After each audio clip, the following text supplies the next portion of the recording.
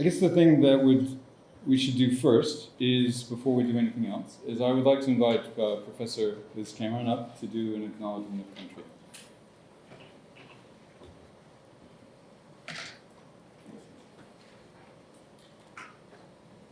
Thank you, John Dee. I would like to acknowledge the Wurundjeri and Boonwurrung Aboriginal people of the Kulin Nations of the land we sit upon today at the Burwood campus. Deakin University also sits upon Wadawurrung lands, which is down in the Geelong area, and Gunditj Mara, which is at the Warrnambool campus. For those that don't know me, and particularly for our international guests, my name is Liz Cameron and I'm of Darug descent, which is from the New South Wales, around the northwest area of Sydney, the Hawkesbury River, and we are saltwater people. I'm very excited about the conference this morning, and it relates to many ways of Indigenous ways of doing, seeing and being. And I'll be discussing that a bit later. So welcome everyone, and I say in my language, Warami, which means I see you. We don't have a word for welcome to country because, quite frankly, we didn't welcome everybody, as you would in your own homes. But using the expression that I see you is an acknowledgement of that I notice you. So Warami, thank you.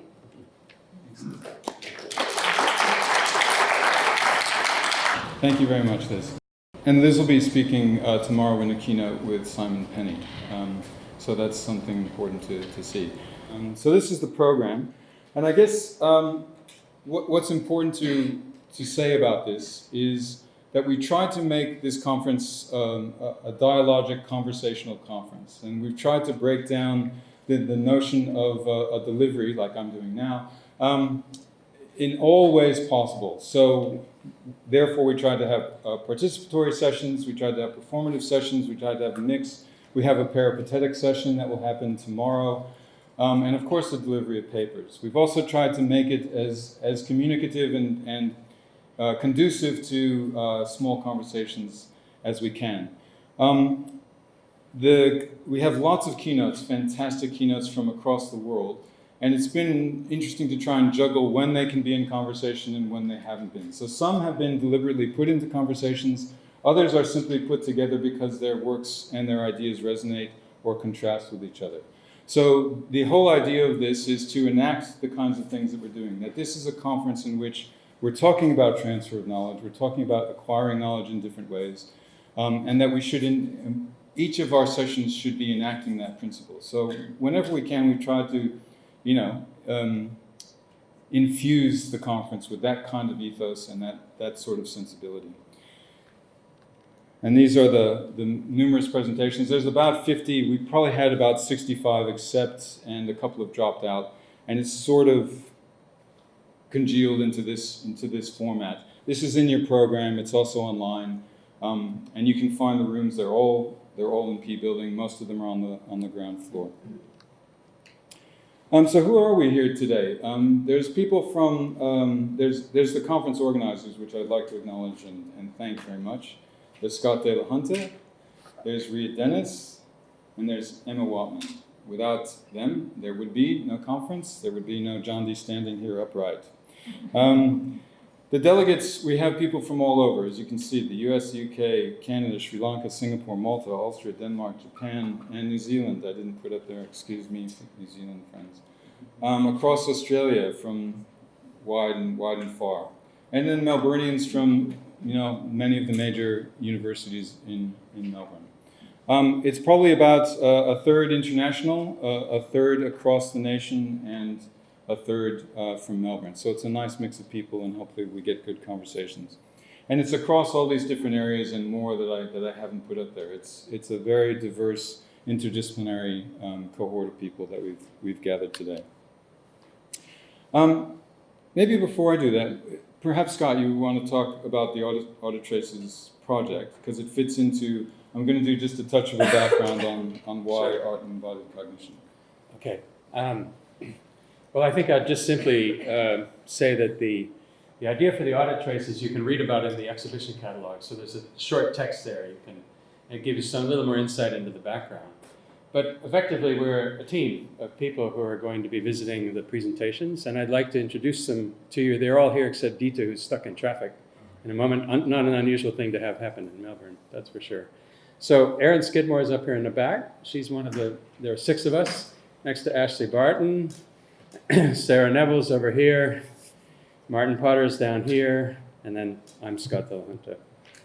And the basic idea is to we're going to kind of work in parallel alongside the event to try and generate some kind of impression, some sort of map, some sort of chart of the processes of interdisciplinary exchange and knowledge transfer that we can discover or kind of uncover taking place here at the conference in very broadly speaking between arts and sciences. And I mean very broadly, because once you start getting into the detail, it gets much more nuanced in terms of what's happening there.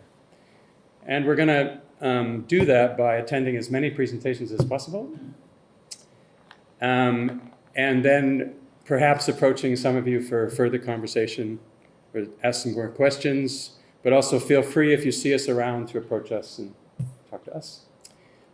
And the plan is to, at the end of the conference, at the very end, you'll see in the schedule, that we'll try to share with you what our process was over the 3 days or so and whatever discoveries or insights we think we discovered. So I think in summary, Joni, I think that's probably in summary what I wanted to share at this juncture, because we'll be around, we'll have lots of chance to talk and interact. I think that's...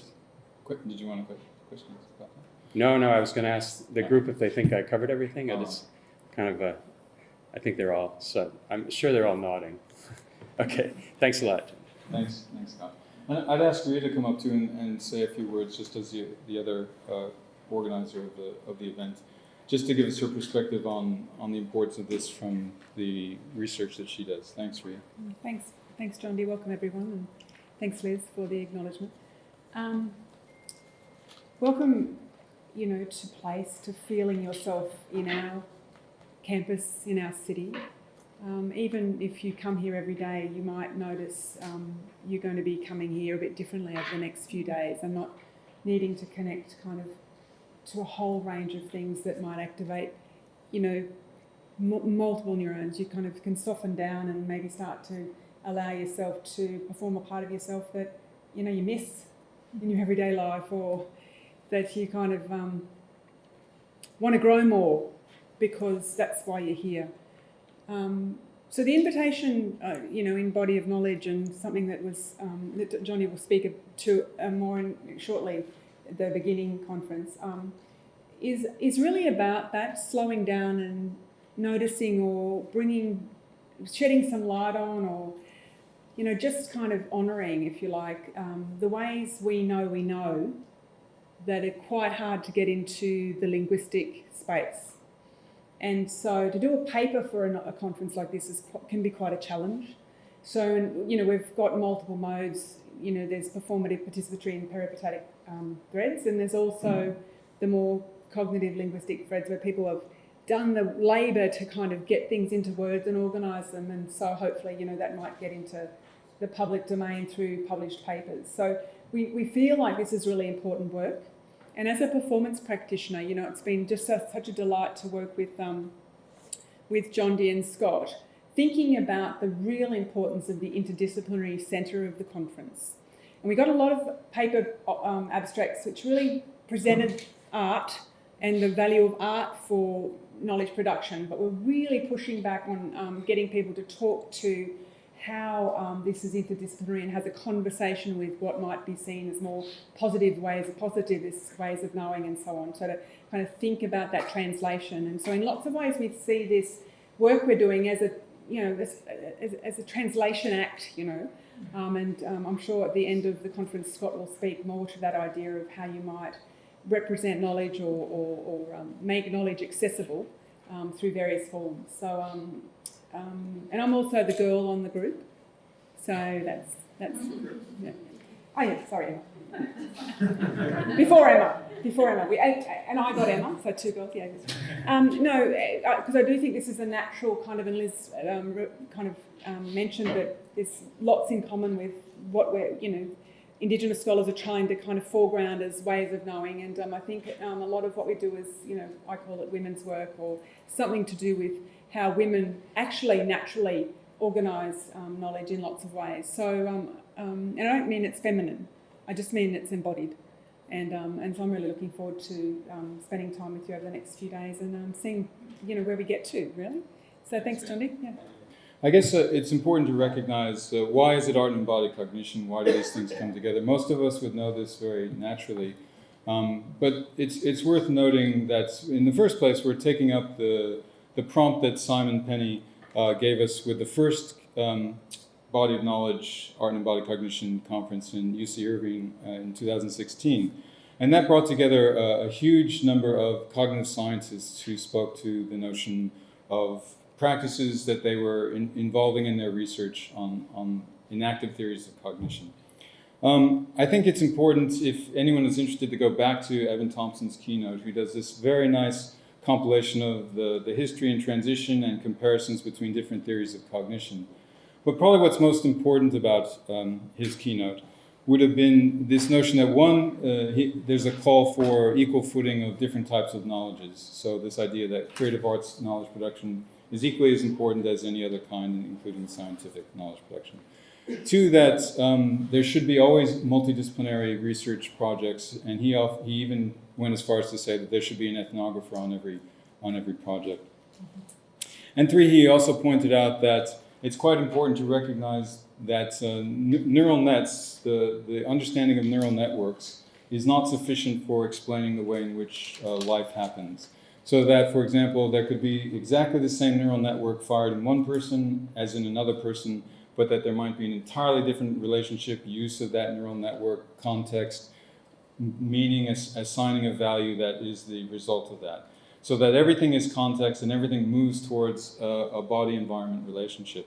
So this conference has taken an expanded purview in the sense of we've decided to focus primarily on this idea of diversity, on different ways of knowing, different ways of thinking, different ways of enacting knowledges. So we've included in our call diversity, inclusion, and focused on lived experience, as Varela was very importantly talked about the importance of phenomenological reporting in terms of scientific knowledge. Social cognition, intersubjectivity, joint attention, participatory sense-making, that we not only do this body environment, but that the things in the environment are also the other segments of awareness who are acting in that environment, other people, other animals, other things, other inanimate and animate objects who act upon and participate and have agency in the world. And so there's also, of course, the 4EA, the embedded, the embodied, the expanded, and the enactive cognition, and of course they added A, the affective. And that these things, these modes of cognition, these ways of understanding body-environment relationship, go to both the enactment and the explanation, description, observation of the joining and separating that we do with different aspects of the environment. So it's this body-environment relationship that's tremendously important.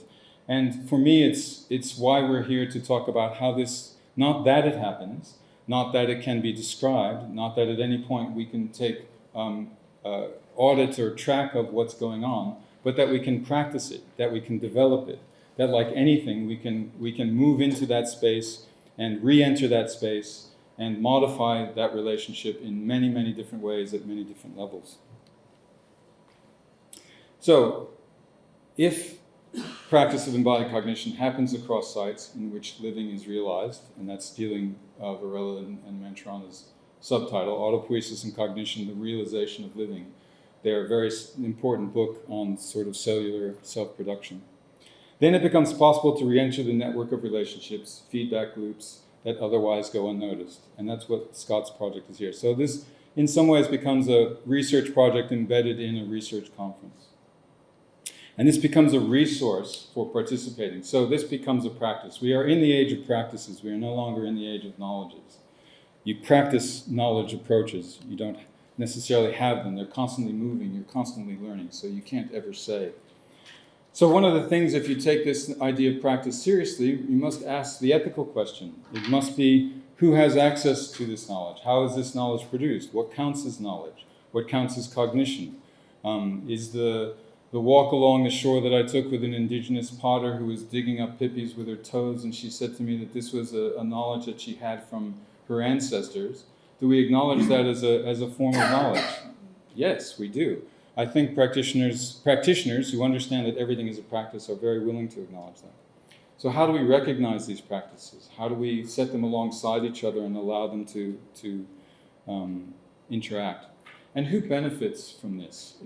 In an experimental-driven research culture, it's often the observer that benefits from this, and the participant who walks down the hallway into the basement and sits there swinging pendulums for half an hour and then goes home, doesn't often get the benefit of that research that understands the variance and invariance of swinging pendulums for phase shifting.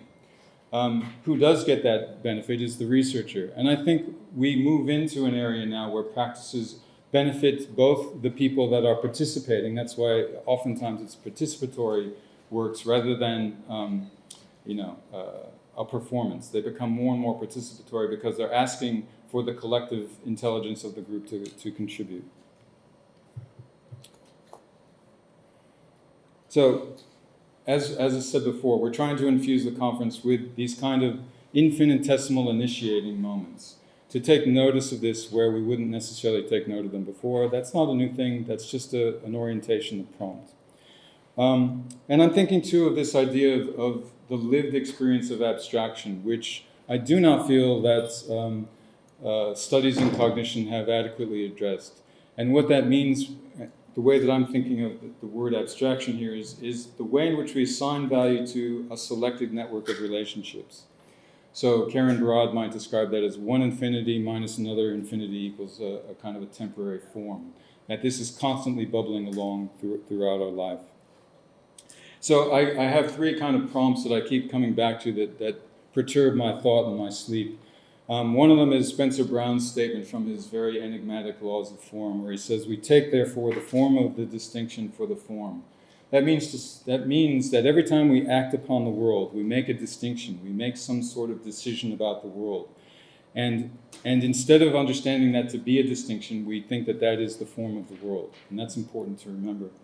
Then there's Deleuze and Guattari's kind of very famous things that, models, linguistic models in general, it's not that they're too abstract, but on the contrary, that they're not abstract enough. And here again, meaning that in fact we overlay these sort of systems of value and relationship and forget to acknowledge that that's actually what's happening when we're producing the world. And the poet Don Bird, whose observation was that, I'll read the full quote, sorry. "Even if a unified law of physics appears, the question of life will not be touched.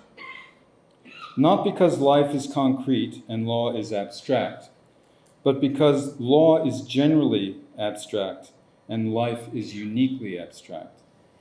And this, for me, actually is quite a profound understanding. If we understand abstraction as a way of making a network of relationships that are material, energetic, historical, cognitive, experiential in any ways and in each direction. So that means we probably have to think about the relationship of things like attention, perception, selection, decision, and judgment, and make them pass through each other, make them actually have their edges dissolve slightly into each other in terms of the way that we think about processing. So Varela's original, and Evan Thompson has a blog called Philosophy of Brains blog, which is a nice title. And he was recently, 2017, going sort of back over what the notion of the autonomous, inactive approach to cognition was. And so it's the idea that organisms are autonomous, they're dynamic, and they couple with the environment. And that the added condition for this was a notion of precarity. And of course, precarity and precariousness is a socially understood value. But in terms of the actual production of life, it's not understood that this is a necessary condition. So this diagram shows that where it's not a physically topologically closed system, that it's an operationally closed system. And that this seems to me to be the place where artists, practitioners, and scientists practitioners can come together in the discussion of how life can be realized otherwise.